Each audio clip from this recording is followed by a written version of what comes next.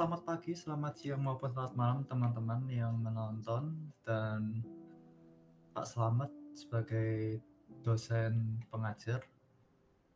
Di sini saya akan menjelaskan mengenai materi yang menjadi tugas yaitu Network Layer Protocol.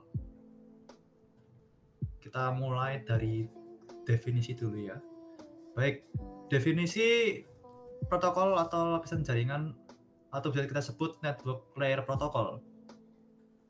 Kita bisa mengungkapkan bahwa seperangkat aturan dan standar yang mengatur komunikasi data antar perangkat di jaringan yang memungkinkan mereka untuk saling bertukar informasi secara efisien dan handal.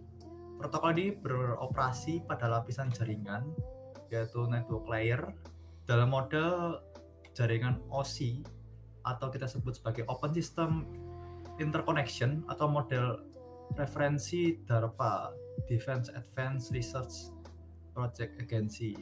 Jadi network layer itu apa sih? Nah, nanti kita akan bahas. Kemudian sebelum kita masuk ke sana, kita akan mengetahui fungsi dari protokol lapisan jaringan atau network layer protokol itu apa sih? Yang pertama yaitu pengalamatan, yaitu memberikan alamat IP. Biasanya kita di internet ada alamat IP. Nah, itu dari protokol lapisan jaringan itu sendiri, di mana alamat IP unik untuk setiap perangkat di jaringan memungkinkan identifikasi dan pengiriman data ke tujuan yang tepat. Jadi setiap perangkat itu ada IP masing-masing, di mana kita bisa mengetahui IP itu untuk mengirimkan data secara tepat tanpa adanya kesalahan. Dan tidak mungkin bahwa IP itu sama di semua tempat atau di semua alat elektronik. Jadi pasti akan berbeda. Kemudian ada routing, menentukan jalur terbaik untuk paket data melintasi jaringan, mempertimbangkan faktor seperti kemacetan jaringan, kemudian ada latensi dan juga biaya. Kemudian ada fragmentasi yang membagi paket data besar menjadi fragmen yang lebih kecil untuk ditransmisikan melalui jaringan dengan MTU atau Maximum Transformation Unit yang lebih kecil. Jadi ada contohnya di internet itu ada yang lebih besar, ada utamanya gitu ya, di tower utama. Nah, dimana dari tower utama itu kita dibagikan jadi fragmen-fragmen kecil, itulah fragmentasi. Kemudian ada defragmentasi, yaitu merakit kembali fragmen data yang diterima di tujuan menjadi paket data asli. Jadi dari fragmen yang dari tower utama ini terus kemudian kan bisa menjadi fragmen. Nah, sebelum data itu atau internet itu masuk ke sebuah perangkat, nah itu mengalami proses defragmentasi, yaitu kembali untuk menjadi paket data yang asli untuk menjadikan sebuah internet. Kemudian ada pengendalian kemacetan. Jadi protokol lapisan jaringan itu juga sebagai pengendali kemacetan untuk arus internet yang masuk maupun yang keluar. Itu mencegah kemacetan jaringan dengan mengontrol laju pengiriman data dan mencegah kelebihan beban pada tautan jaringan. Kemudian ada pemeriksaan kesalahan, yaitu untuk mendeteksi dan memperbaiki kesalahan data yang mungkin terjadi selama transmisi. Jadi adanya pemeriksaan selama transmisi itu berlangsung. Jadi antara yang utama ke perangkat kita itu ada sebuah pemeriksaan kesalahan itu. Itu fungsi dari protokol lapisan jaringan. Ada pengalamatan, yaitu memberikan alamat IP, kemudian ada routing, menentukan jalur terbaik, kemudian ada fragmentasi yang dari utama menjadi sebuah fragmen kecil untuk dibagikan, kemudian defragmentasi dari fragmen itu menjadi utuh kembali ke sebuah unit atau perangkat yang kita pakai. Kemudian ada pengendalian kemacetan, yaitu pengendalian alur data itu. Kemudian yang terakhir, yang keenam, yaitu pemeriksaan kesalahan dari proses alur itu, apakah ada kesalahan di sana, dan itu yang melancarkan prosesnya. Kita masuk pada protokol pendukung yang ada pada network layer protokol. Ini adalah komponen internal layer. Nah, ini adalah protokol pendukungnya. Ada IP protokol yang dimana itu ada protokol dasar untuk pengalamatan dan routing data dalam jaringan TCP/IP. adanya addressing convention, datagram format, kemudian ada packet handling convention. Kemudian nanti juga ada address resolution protocol atau ARP, di mana itu untuk menerjemahkan alamat IP. Jadi alamat IP yang kita terima itu jadi alamat MAC atau media access control untuk komunikasi pada tautan lokal. Jadi dari alamat IP itu diproses untuk menjadi MAC agar kita itu bisa berkomunikasi secara baik. Jadi jaringan menjadi MAC itu sendiri, jadi alamat MAC. Kemudian ada ICMP protokol. Di sini ada error reporting, kemudian ada router signaling, yaitu untuk mengirim pesan kontrol dan informasi error antar perangkat di jaringan. Jadi jika adanya error, pasti di sana ada informasi yang kita dapat. Kemudian ada juga routing protokol. Routing protokol ada path selection, RIP, OSPF, dan BGP. Jadi routing protokol itu menentukan jalur routing terbaik itu tadi untuk paket data seperti RIP.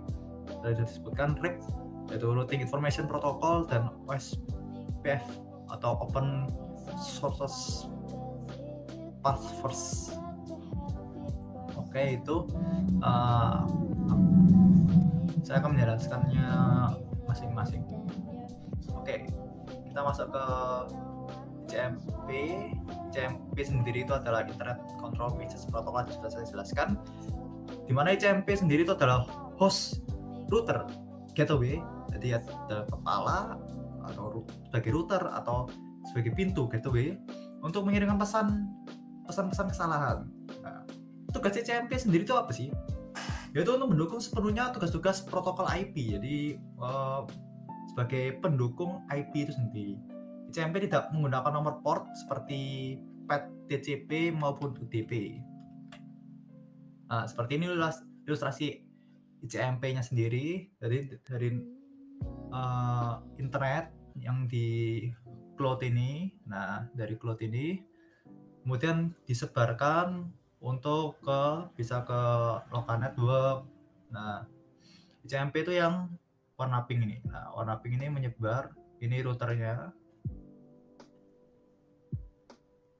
Nah, ini masuk dan menjadi alamat IP ini. Ini network remote atau yang kita sebut ini ya, internet jarak jauh, di atas dari jarak jauh.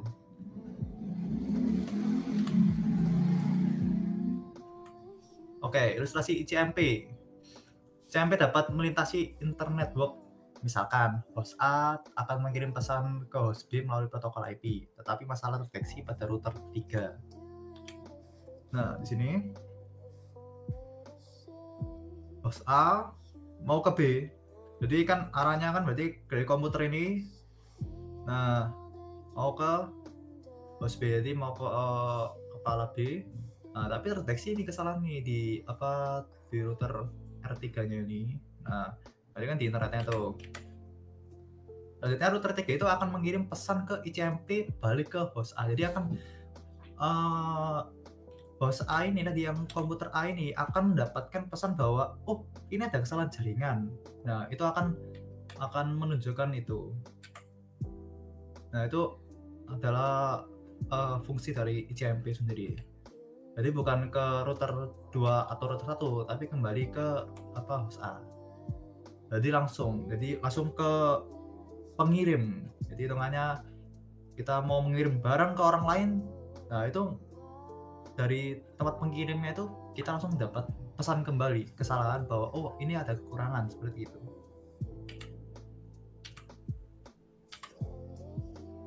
ICMP sendiri itu ada digolongkan dalam 2 kelas, yaitu pesan kesalahan dan pesan informasi. Jadi sudah saya jelaskan sedikit. Tanya mengirim pesan kontrol atau informasi error. Jadi pesan kesalahan itu berarti informasi error digunakan umpan balik kepada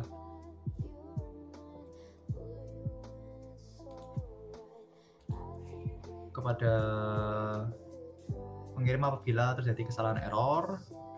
Kemudian pesan informasi atau mengirim pesan kontrol, yaitu digunakan oleh Davis untuk bertukar informasi melakukan pengujian.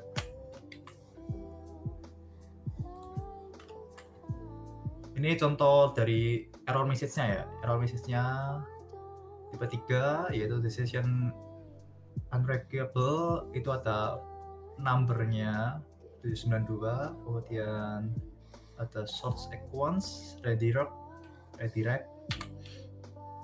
Ini juga termasuk pesan error tipe 11 dan 12, time exit dan parameter problem. Ini akan keluar pesan.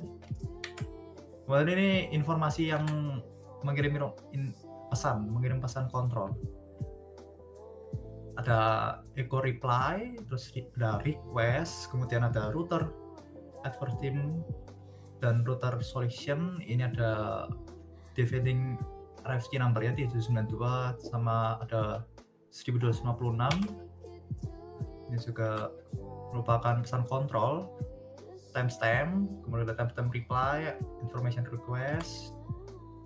Nah, ini contoh dari ICMP. Yaitu program ping mengirimkan ICMP tipe 8, berarti kan echo request. Host tujuan akan membalas dengan menggunakan ICMP tipe 0 atau echo reply. Jadi tujuannya kemana? Ada echo request tipe 8, kemudian kita mendapatkan reply kembali, menerima pesan, berarti kan kita mendapat ICMP tab 0. Program traceroute yaitu mengirimkan IP datagram dengan TTL 123 dan seterusnya. Host tujuan membalas dengan ICMP tipe 11 TTL. Kemudian kita masuk ke ARP, Address Resolution Protocol. Tadi sudah saya jelaskan untuk menerjemahkan alamat IP.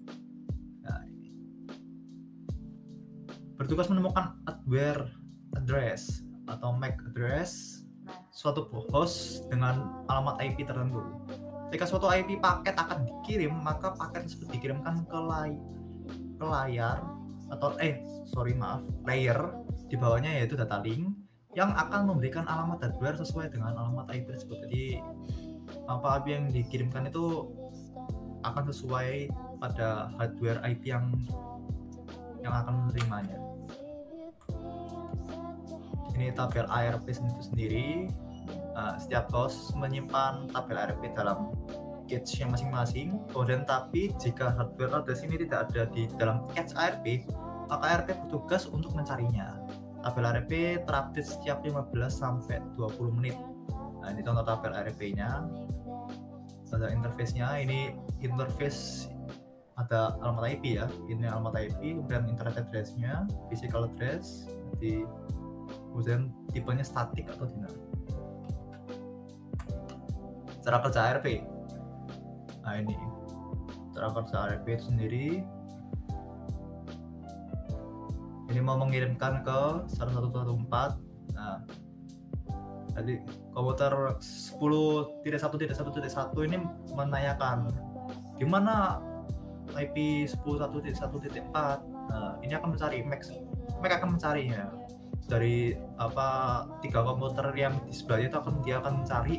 Nah, jika sudah menemukannya di komputer 10.1.1.4, nah, maka akan dikembalikan ke komputer awal, dan itu akan mempermudah di mana ini sudah ketemu komputer dengan IP ini, dengan alamat IP ini. Nah, itu akan mempermudah di mana nanti kita akan mengirim data itu seterusnya, atau selanjutnya kita tidak akan mencari yang lagi, tapi sudah dapat menyimpannya.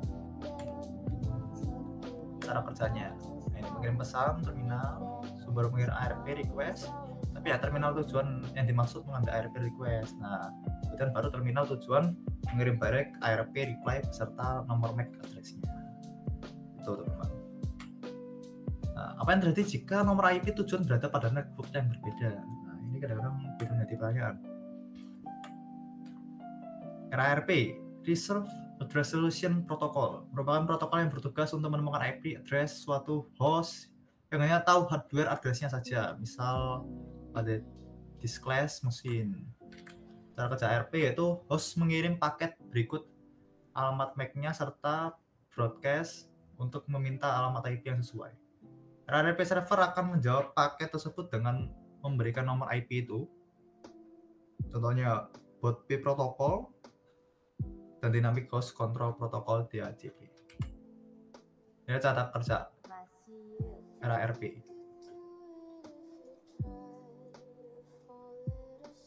Hampir sama, cuma ini dia ambilnya itu IP-nya bukan MAC-nya. Jadi dia nyari IP. Jadi RARP itu lebih ke mencari IP dengan IP yang di bawahnya, tapi kalau MAC itu tadi dengan kode yang di atasnya. Jadi ini menyari MAC-nya. Dari IP itu MAC-nya itu apa sih? Nah, RARP itu. Nah, kita masuk ke IP atau Internet Protocol, yaitu protokol dasar untuk pengelamatan dan routing data dalam tujuan TCP/IP. Dalam IP ada datagram. Nah, garis pesan pada internet layer disebut juga datagram. IP datagram mengandung alamat IP sumber dan alamat IP tujuan masing-masing sebesar 32 bit. IP datagram bergerak melintasi network switching dari satu router ke node berikutnya berdasarkan pemilihan jalur tertentu. Jadi tergantung jalurnya, kita mau ke IP mana yang akan dituju. Format datagramnya kayak gini. Contohnya, kita bisa membuatnya datagramnya. Fragmentasi datagram peralatan memiliki maksimum transfer atau MTU, sehingga paket data yang dilewatkan pada setiap router akan dipotong-potong sesuai dengan ukuran MTU. Paket data yang tepat potong ini disebut fragment. Ya, nanti kita sudah jadi saya sudah menjelaskan tentang fragment. Jadi di mana IP yang akan dikirimkan jadi melintasi routing tadi. Nah, itu kan akan dipotong jadi fragment sebelum data ini diterima oleh sebuah perangkat. Nah, itu nanti akan menjalani defragmentasi lagi. Jadi fragment data yang asli jadi paket data yang asli. Nah, ini prosesnya di sini fragmentasi, ada maksimum transfer unitnya dalam MTU-nya, jadi dipotong-potong menjadi sebuah fragment. Terus kemudian ada IP datagram reassembly. Karena adanya proses fragmentasi, nah, maka pada sisi penerima dibutuhkan juga proses reassembly. Proses reassembly menggunakan field identification, flag, dan fragmentation pada IP datagram. Nah, ini berarti kan penerima dibutuhkan juga proses reassembly atau defragmentasi, yaitu merakit kembali fragmen data yang diterima. Nah, ini prosesnya, fragmentasinya. Nah, ini dari sini dia memiliki 4000 bit di dalamnya. Kemudian kita dikeluarkan 3 fragmen kecil datagramnya. Jadi dari 4000 byte ini dikeluarkan, nah, jadi 1500 byte, kemudian diterima di router, mengalami reassembly lagi. Reassembly itu kayak diutuhkan atau disatukan kembali, yaitu defragmentasi tadi. Diutuhkan kembali. Kalau bahasa saya defragmentasi, jadi diutuhkan kembali untuk menjadi utuh lagi, menjadi 4000 bit lagi seperti di awal. Nah, ini contohnya, sebuah datagram memiliki ukuran 4000 bit, dan karena link MTU hanya 1500, maka dibagi 3 fragmen. Pada sisi penerima, fragmen-fragmen tersebut akan dilakukan proses reassembly menjadi sebuah datagram, yaitu jadi satu lagi kembali ke jadi kayak hitungannya prosesnya itu lebih cepat. IP address. Nah, dalam jaringan TCP/IP, setiap host ditandai dengan sebuah alamat IP atau IP address logikal yang unik. Sebuah IP address pada IPv4 terdiri atas 32 bit angka biner, sehingga secara teoritis total IP address yang dapat dibuat adalah 2/32 atau sebanyak 4.294.296 alamat IP. IP address count. IP address terbagi menjadi 4 blok, di mana masing-masing blok terdiri atas 8 bit. Penulisan IP address dalam bentuk dotted desimal adalah x.x.x.x, yaitu seperti yang digambar.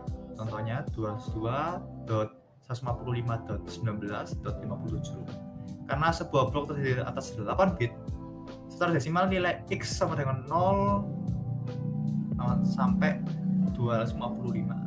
Jadi dari 0 minimalnya dan maksimalnya adalah 255. Nah, ini adalah konversi biner desimal. Ini pasti sudah banyak yang tahu bilangan biner itu seperti apa. Nah, bilangan biner berarti kan bilangan biner dari 128 adalah 0111 0101, kemudian 11 bilangan binernya yaitu 10010101, kemudian 3 yaitu 001101, 31 yaitu 1110101. Kalau kita pindah ke notasi heksanya berarti bisa ada C1831BFF. IP class. IP address terbagi menjadi 5 kelas atau class. IP address kelas A, B, C digunakan untuk pengalaman IP publik, yaitu digunakan secara komersil ya, secara umum, secara publik, di mana kita pasti akan menggunakannya di setiap tempat umum. Itu kita menggunakan IP address ABC atau ABC. Kemudian IP address kelas D digunakan untuk pengelamatan multicast. Jadi kalau jika ada multicast itu kita menggunakan kelas D. Kemudian IP address kelas E dicadangkan untuk pemakaian masa depan. Jadi tidak digunakan secara langsung tapi sebagai simpanan jika kedepannya nanti ada yang baru, yaitu maka IP address kelas ini akan dipakai. Ini ilustrasi IP class. Nah, di kelas A itu berarti IP kelas A, B, C terdiri atas 2 bagian, yaitu nail dan host. Nah, netit itu apa sih netit itu? Nah, netit sendiri itu yaitu sebuah network. Jadi kalau kelas A itu berarti 1 bitnya itu adalah networknya atau internetnya, dan bit 2 sampai bit 4 itu berarti adalah hostnya atau kepalanya. Dibandingkan dengan kelas B di mana networknya sendiri itu bisa sampai bit 2, kemudian bit 3 dan bit 4-nya baru hostnya. Jika kita melihat kelas C itu lebih maju lagi, di mana networknya itu sendiri adalah bit 1 sampai bit 3, kemudian hostnya sendiri hanya bit 4. Kelas D yaitu seperti tadi multicast address, dan kelas E untuk pemakaian masa depan atau kedepannya. Ini ilustrasi kelas IP class. First bitnya kelas A yaitu 0, kemudian B itu 10, kelas C 110, kelas D 1110, kemudian kelas E 1111. Ini model IP class. Berarti first bitnya itu di kelas A 0 sampai 127, kemudian kelas B 128 sampai 191, kemudian kelas C 192 sampai 223, kelas D 224 sampai 239, kemudian kelas E 240 sampai 255. Kelas A bit pertama itu 0, jadi networknya itu di belakangnya itu 0. Coba alamat jaringan yang mungkin digunakan adalah 127 alamat. Kemudian jumlah alamat host yang dapat digunakan yaitu 16.777.216. Kelas B tadi karena 50-50 ya, nanti bit pertamanya itu mulai dari 10, network address-nya yaitu mulai dari 128 sampai 191.255.0.0. jumlah alamat jaringannya ada 16.328 dengan jumlah host 65.536. Kelas C tadi untuk belum ya, maaf. Kelas C ini masih digunakan public, yaitu bit pertamanya 110 dengan network address-nya 192 sampai dengan 223.255.255.0. Jumlah alamat jaringan ada 2.097.152 dengan alamat host hanya 254. Tadi ini adalah host address, di mana setiap device atau interface harus memiliki host number. Jadi seperti tadi ini ada alamat jaringan dan jumlah host. Nah, host ini berarti ada alamat host, di mana total alamat host dalam sebuah network adalah 2n min 2. N itu sendiri apalah sih? Jumlah bitnya atau pangkatnya itu sendiri. Pengurangan 2 di sini dikarenakan adalah satu alamat jaringan selalu terdapat network address dan broadcast address. Itu untuk menentukan alamat addressnya. Kemudian kita masuk ke net masking. Untuk memisahkan antara network ID dan host ID diperlukan sebuah net mask. Network ID menggunakan max binary 1, host ID menggunakan max binary 0. Nah, oleh karena itu, network ID dan host ID dibedakan dengan cara melakukan operasi AND antara IP address dan net mask. Seperti ini next maskingnya, cara penghitungannya 0 and 0, jadi 0 dan 0 sama dengan 0, 1 dan 0 adalah 0, 0 dan 1 sama dengan 0, dan 1 sama dengan 1. Seperti yang terlihat, kelas A, kelas B, kelas C. Natural next max-nya. Nah, ini contohnya. IP address-nya 172.25.88.9. Nah, itu di bawahnya adalah bilangan binary-nya, berarti 1,1,0,11.0001.001.000.00001.001. Next max-nya sendiri yaitu 255.255.255.0, berarti termasuk netbook C. Netbook C seperti sebelumnya. Nah, ini netbook C kelas C maskingnya.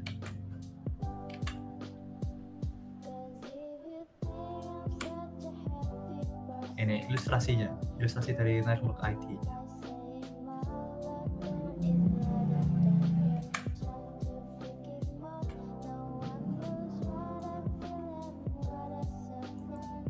Kita masuk pada classes intern domain routing. Kita masih dalam ARP, masih dalam lingkup ARP, Address Resolution Protocol. Classes inter domain routing atau RFC 1591 dengan CDR network pressing pada alamat IP tidak harus 8, 16 dan 24 bit seperti pada kelas A, B, dan C. CDR network prefix dituliskan seperti ini: x bagi n. Kalau tadi kan ARP kan x.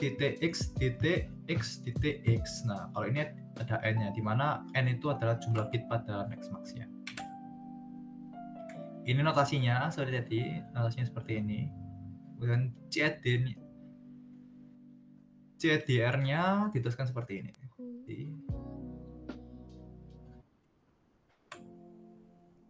Nah, ini alamat khusus direct broadcast address-nya. Ini biasanya digunakan oleh router untuk mengirimkan pesan ke semua terminal berada di jaringan lokal. Direct broadcast address sendiri dilakukan dengan membuat bit pada host ID bernilai 1 semua. Ini percontohannya dari ID itu sendiri. Ini ilustrasi dari direct broadcast address.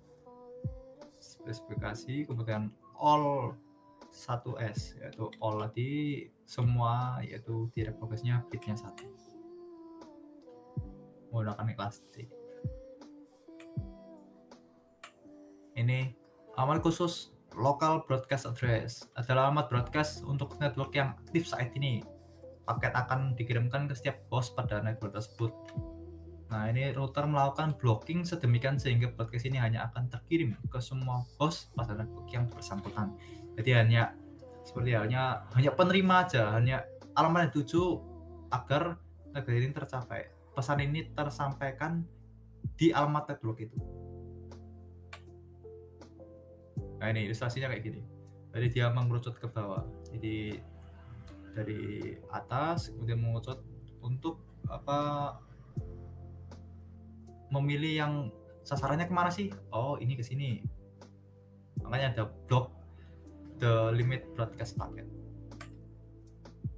Ini ada alamat khusus lagi yaitu loopback address, yaitu IP address dengan alamat IP bit pertama dengan 127, kemudian 3 bit yang diisi sembarang adalah alamat loopback. Nah, seperti ini sehingga alamat IP 127.x.x.x.x tidak dapat digunakan untuk mengalamati host dalam jaringan. Jadi biasanya adalah x.x.x, tapi di sini loopback itu diawali dengan 127. Ini ilustrasinya loopback itu sendiri. Kemudian ada alamat khusus atau private IP address. Nah, pengelompokan alamat address dinyatakan private adalah kelompok IP yang hanya digunakan di kalangan sendiri dan tidak berlaku di internet. Jadi tidak digunakan secara umum. Jadi hanya digunakan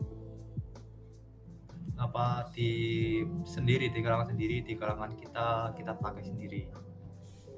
Jadi nggak tersambung dengan address secara umum. Jadi kita tidak membuka secara umum, tapi ini hanya buat kita sendiri. Kemudian kita masuk ke multicast, adalah proses pengiriman paket dari sebuah terminal ke beberapa sekelompok terminal. Sekelompok terminal ini disebut sebagai grup manajemen, yang mana setiap terminal bersifat dinamis, dapat bergabung atau meninggalkan grup dengan mudah. Jadi dapat masuk dengan mudah dan keluar dengan mudah. Administrasi grup manajemen diatur oleh IGMP atau Internet Group Management Protocol. Multicast addressing. Multicast menggunakan alamat kelas D yang dapat diidentifikasikan dengan 4 bit pertama 110. Jadi multicasting tadi kan ada kelas A, kemudian kelas B, kelas C, dan ini kelas D. Yaitu kelas D itu sendiri ada multicast. Multicast address memiliki range 224.0.0.0.0 sampai 255.255.255. Pengalaman ini menunjukkan pada pengalaman sebuah grup terminal, bukan sebuah terminal. Ini adalah multicast address itu sendiri. Ada secara global, multicast secara global, ada lokal, kemudian well known.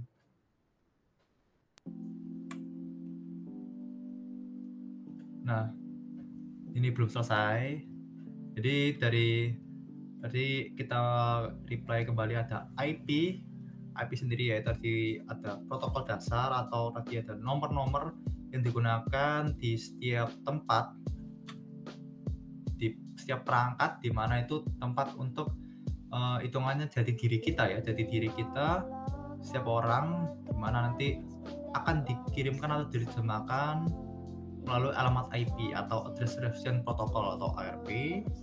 Kemudian cara pengirimannya gimana? Yaitu dengan menggunakan ICMP, Internet Control Message Protocol, di mana dapat mengirim pesan dan informasi error jika ada kesalahan dari pengirim di bagian orang yang mengirimkan ini ke orang lain atau yang orang kita tuju, kita mendapatkan sebuah pesan error. Kemudian ada routing protokol, yaitu menentukan jalurnya. Jadi dari pengirim itu sudah ditentukan nih jalurnya itu dari mana. Nah, itu melalui routing protokol itu sendiri. Oleh karena itu, relevansi atau relevan yang dapat saya ambil melalui relevansi protokol lapisan jaringan, yaitu protokol lapisan jaringan sangat penting untuk operasi jaringan yang lancar dan efisien. Tanpa protokol ini, perangkat di jaringan tidak akan dapat berkomunikasi satu sama lain, dan data tidak dapat ditransmisikan dengan andal atau secara cepat maupun secara tepat. Protokol ini juga menyediakan dasar untuk pelayanan jaringan yang lebih tinggi seperti transfer file, email, maupun web browsing. Berikut ini adalah beberapa contoh relevansi yang saya dapatkan mengenai protokol lapisan jaringan dalam kehidupan sehari-hari. Saat Anda membuka situs web, protokol lapisan jaringan bekerja di balik layar untuk mengarahkan permintaan Anda ke server web yang ingin kita cari secara benar dan mengirimkan data yang diperlukan untuk menampilkan halaman web. Jadi jika kita mengetahui bahwa web itu sangat luas, gak mungkin kita akan mencari hanya kita mencarinya ini tapi kok munculnya kok berbeda. Contohnya kita mencari tentang Stikom, nah tapi kok yang di bagian atas itu kok malah kampus lain, bukan Stikom. Nah, oleh karena itu kita dibantu melalui protokol lapisan jaringan itu, kita dibantu untuk menemukan atau menyesuaikan dari permintaan kita itu. Jadi kan kita mengirim pesan kontrolnya, nah melalui ICMP itu berarti kan melalui ICMP itu melalui search, nah masuk ke aplikasinya, nah kita akan menerima feedback itu kembali. Saat Anda mengirim email, nah saat kita mengirim email, protokol lapisan jaringan memastikan bahwa email kita dikirimkan ke alamat yang benar dan diterima oleh penerima tanpa kesalahan. Jika sekiranya kita salah memasukkan email, nah itu ICMP itu akan dalam artian memberikan pesan error. Pesan errornya yaitu kembali lagi ke kita. Oh, berarti emailnya tidak kekirim, atau karena gangguan jaringan email tidak kekirim. Nah, itu salah satu dari contoh dari informasi error yang kita terima dari perangkat di jaringan. Melalui dan tujuannya kita kan alamat email, berarti alamat email itu orang lain berarti IP. Nanti kita anggap aja kita alamat email kita IP, email yang diterima itu juga IP orang yang dituju. Jadi tanpa, dan jalurnya itu melalui jalur routing atau jalur internet. Kemudian saat kita melakukan panggilan video, protokol lapisan jaringan memastikan bahwa audio dan maupun video ditransmisikan secara real time, jadi secara langsung dengan lancar tanpa ada gangguan. Nah, jadi kita secara telepon, kita mau telepon melalui WA maupun telepon biasa dengan pulsa, nah kita akan mendapatkan secara langsung proses di mana kita akan tersambungkan, yaitu melalui jaringan itu, dan itu akan terlangsung secara real time, secara langsung tanpa adanya jeda waktu tertentu. Jadi protokol lapisan jaringan terus berkembang untuk memenuhi kebutuhan dan tantangan jaringan yang semakin kompleks. Seperti halnya teknologi baru seperti jaringan yang ditentukan perangkat lunak SDN dan jaringan virtual atau VN. VN dalam artian seperti virtual reality, kemudian AR.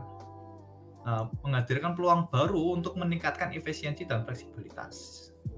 Nanti mungkin kita di VN, di jaringan virtual, secara VR kita sepertinya bisa melakukan aktivitas secara virtual, kemudian mungkin bisa jual beli secara virtual, secara semuanya secara pakai menggunakan VR, kacamata VR.